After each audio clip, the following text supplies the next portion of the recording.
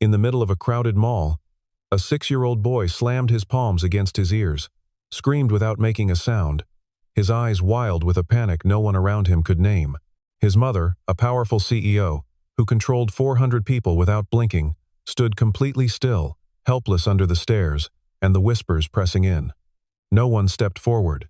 No one knew how. Then a single father walked through the crowd toward the boy. He said nothing. He simply raised his hand and signed one word. And everything stopped.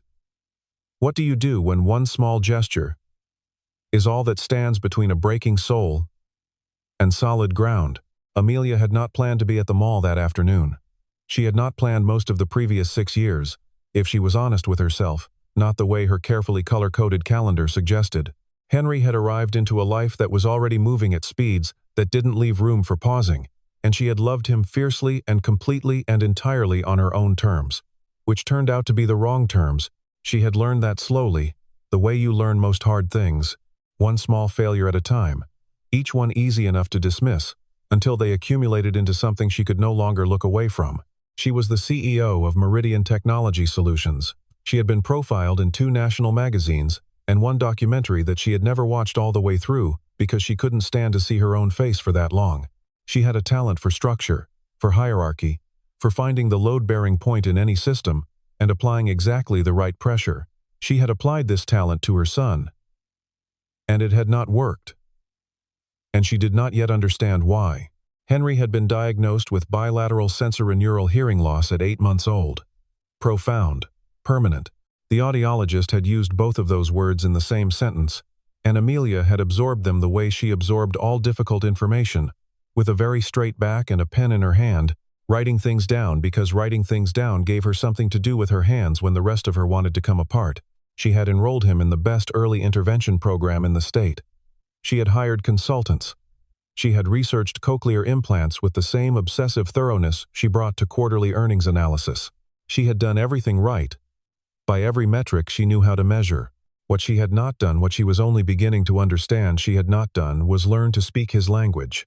Not the technical version, not the clinical version, not the approved curriculum she paid someone else to administer 3 times a week. His language, the one his body already knew, the one she was afraid of, because being afraid of things was something she had spent 32 years refusing to admit. Matthew Carter did not have a plan for that Tuesday afternoon either. He had a list. He had Ella. Ella was 6, same age as Henry, though you would not have guessed they were the same age from looking at them. She was small for her size, serious-faced in the way of children who have spent time around adults who were working through something hard, with her mother's dark eyes and her father's stubborn set to her jaw. She was holding a stuffed rabbit named George that had originally been white and was now the particular gray of something deeply, repeatedly loved. She held Matthew's hand with the other hand, not because she was anxious but because she liked the contact. She had always been that way, even as a toddler, always reaching for him. Not out of need exactly, but out of preference. Matthew was 27 and worked maintenance for the Hargrove building downtown, the kind of job people described as unglamorous, which he had stopped minding years ago. He was tall and quiet, in the way of people whose quietness was earned rather than given. And he had a particular quality of stillness about him that Ella had once described to her kindergarten teacher as, "Daddy waits for things." Her teacher had mentioned this to him at a conference, and he had thought about it for weeks. She was right. He had learned to wait. He had learned it the hard way. His wife, Claire, had taught American Sign Language at Riverside Community College for 6 years before she died. Pancreatic cancer, diagnosed in September, gone by February. The kind of timeline that turned the world into a different place without giving you any time to adjust. She was 24 when the diagnosis came and 25 when it ended, and she had been teaching Matthew signs since their first date because she taught ASL the way some people breathe constantly, reflexively, as though language was too good to keep to only one group of people. By the time she died, he was conversational. By the time Ella was 3, he was fluent. He had kept going after Claire was gone. Partly for Ella, partly because stopping felt like a betrayal, and partly because he had discovered that it kept her close to him in a way nothing else quite did. He was not thinking about any of this when he heard the shift in the crowd near the north entrance. He was thinking about whether the hardware store would still have the specific size of hex bolt he needed, and whether Ella would want the teriyaki place or the sandwich shop for an early dinner. Then Ella's grip on his hand tightened, and he followed her gaze. He saw Henry first. The rocking. The pressed palms against ears. The silent open mouth.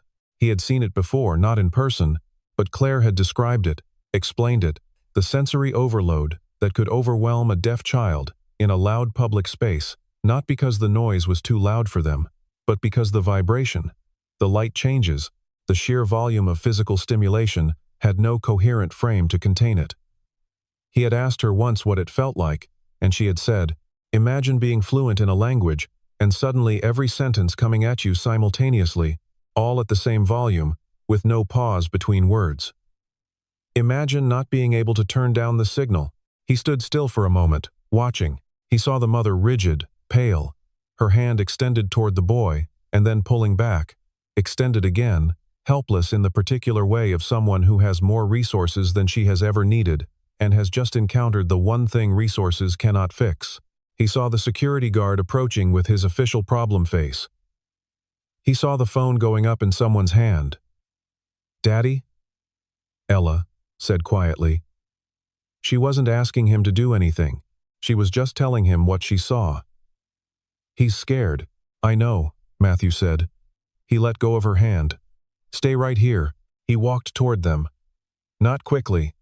Not with urgency. He had learned, watching Claire work with students, that urgency was its own kind of noise, that a body rushing toward a frightened person sent a signal before any words could, and the signal said, "Something is wrong. Something is very wrong. You are right to be afraid." He moved the way water moves when it isn't in a hurry. He crossed the distance between himself and Henry without looking at Amelia at all, without slowing, without making eye contact with anyone in the crowd. He simply arrived, and then he knelt. He knelt until he was below Henry's eye level. Not at it, below it. Looking up, Henry was still rocking, still pressing his palms to his ears, but his eyes, which had been fixed on nothing, moved. They found Matthew, not because Matthew had done anything, but because Matthew had stopped doing anything, and in a space full of motion, stillness was the loudest thing there was. Matthew waited until Henry's eyes focused. It took 4 seconds. It felt much longer. Then he raised his right hand, slowly, clearly, keeping it in Henry's direct line of sight. He brought his index and middle fingers together, touched them to his chin, and drew them forward and down, the motion deliberate, unhurried, large enough to read from a distance. He held the completed sign, safe. He held it. He didn't move. He didn't add anything, no smile, no nod, no supplementary gesture. Just the word, just the single claim, offered to a child who had never met him, in the only language that could reach him in that moment. Henry's rocking slowed. It didn't stop immediately. The body doesn't work that way. It takes time to climb down from the edge of overwhelm, the same way it takes time to stop shaking after a near miss. But the rhythm changed. The frantic back-and-forth compression eased into something smaller, something less desperate, and Henry's hands came down from his ears by degrees, like someone testing whether the air was safe to breathe. His eyes didn't leave Matthew's hand. Matthew signed it again. Same pace, same size. Safe. Then once more, and this time he kept both palms open, both of them saying the same thing in unison. A kind of doubling down, a kind of "I mean it." The crowd had gone still without anyone deciding to go still.